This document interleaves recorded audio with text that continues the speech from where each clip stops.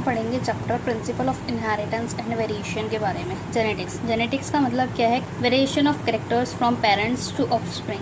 Parents से offspring में characters का इनहेरिटेंस होना।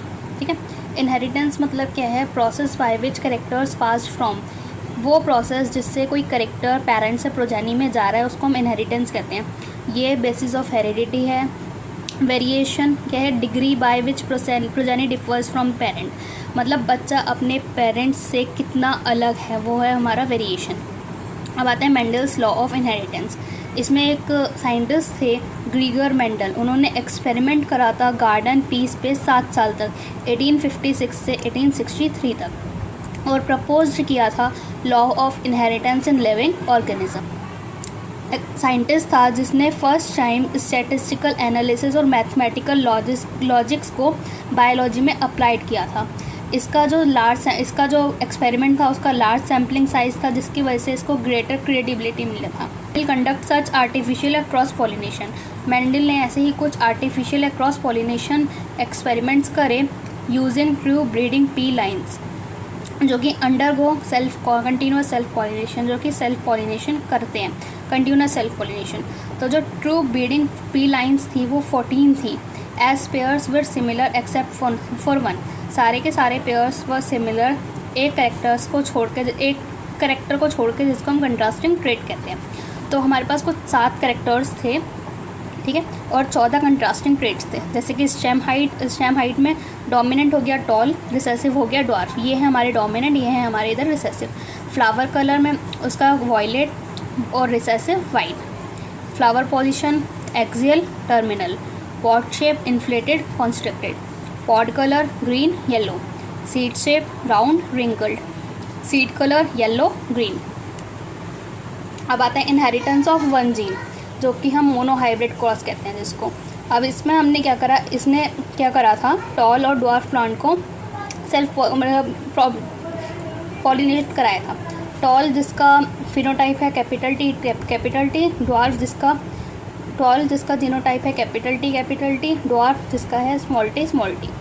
तो जब इसको उसने क्रॉस कराया तो उससे उसको कुछ प्रोजेनीज मिली जो कि टॉल थी, F1 प्रोजेनी, जो कि फीलियल 1 प्रोजेनी कहते हैं जिसको हम, वो सारी की सारी उसके पास टॉल आई थी। ऐसे ही कुछ उसने सिमिलर ऑब्जर्वेशन अलग अलग ट्रेट्स के साथ करा था और पाया था कि जो F1 प्रोजेनी है वो हमेशा किसी एक पेरेंट की आ रही है, मतलब कुछ ना उसमें कोई ना कोई एक पेरेंट का रिसेंबल कर रहा है।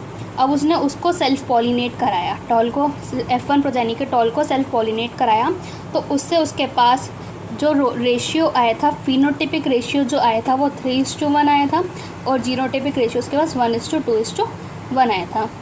3 उसके पास टॉल, 1 ड्वार्फ, एक capital T, 2 capital T small T और 1 स्मॉल टी।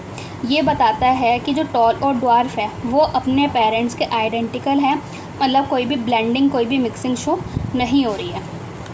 फैक्टर्स जिसको आज के टाइम पे हम जीन भी कहते हैं, ये क्या है? Something being stably pass down unchanged from parents to offspring. ऐसी एक चीज़ थी जो कि पेरेंट्स से ऑफस्प्रिंग में पास हो रही थी, जो कि चेंज नहीं हो रही थी गैमेट के थ्रू। जीन्स देयरफॉर, इसीलिए जीन्स को हम यूनिट ऑफ इनहेरिटेंस कहते हैं, जो कि कोड करती है पेयर ऑफ कंट्रास्टिंग ट्रेट्स के लिए।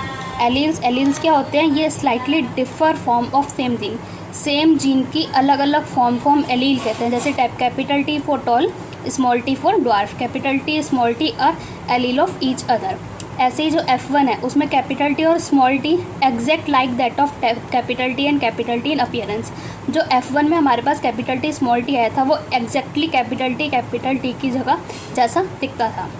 तो इसीलिए ही प्रपोज आप in a pair of dissimilar factors, तो इसीलिए उसने प्रपोज किया एक डिसिमिलर पेयर ऑफ फैक्टर में एक चीज़ डोमिनेट करती है और दूसरी रिसेसिव होती है, जैसे कि capital T dominate over small T. तो हम अलील्स को पहचानने के लिए कैपिटल टी और स्मॉल टी लिखते हैं, ना कि कैपिटल टी और स्मॉल टी, क्योंकि हमें उससे पता नहीं लगेगा कि ये दो अलील जो हैं वो एक ही जीन के हैं और या फिर नहीं। और जैसे कि होमोजाइगस, होमो मतलब सेम, जाइगस मतलब जायगोट, तो जो सेम अलील होंगी जैसे कैपिटल टी स्मॉल टी, ये होमोजाइगस हुआ, और जो डिफरेंट अलील होंगी कैपिटल टी स्मॉल टी हमारा हेट्रोजाइगस हुआ। From observation that recessive parent trait is expressed without any blending, तो उसने क्या ऑब्जर्व किया था फ्रॉम ऑब्जर्वेशन, जो रिसेसिव पेरेंटल ट्रेट था वो एक्सप्रेस कर रहा था बिना कोई मिक्सिंग के F2 में। तो उससे हम ये कह सकते हैं कि when tall and dwarf plant produce gamete bye meiosis, alleles of the parental pair segregate from each other. तो जब टॉल और ड्वार्फ प्लांट हमारा गैमेट प्रोड्यूस कर रहा था मियोसिस के ज़रिए, तो जो पेरेंटल एलील थे वो एक दूसरे से सेपरेट हो जा रहे थे और उनमें से एक एलील ट्रांसमिट हो जा रहा था गैमेट में। तो सेग्रीगेशन ऑफ एलील जो कि एक रैंडम प्रोसेस है, तो हम ये कह सकते हैं कि जो कैपिटल टी है उससे पोलन और स्मॉल टी है उससे एग, तो वो यूनाइट करके कैपिटल टी स्मॉल टी जो कि हेट्रोजाइगस है जाइगोट बना रहे हैं।